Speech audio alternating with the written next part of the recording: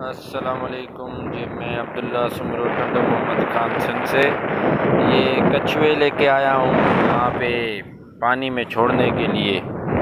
ये तालाब नहीं है, ये वैसे ही फजूल जगह है पानी वाली। असल में ये कछुए हमें बड़े नुकसान देते हैं, इसीलिए जब भी जाल में आते हैं तो इनको किसी और जगह पे फेंकना पड़ता है।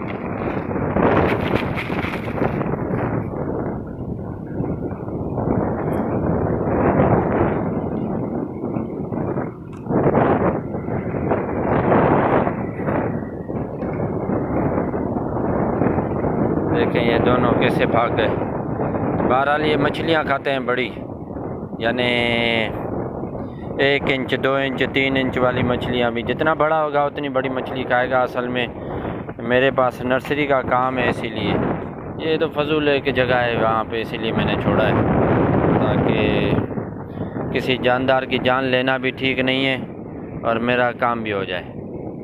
Thank you.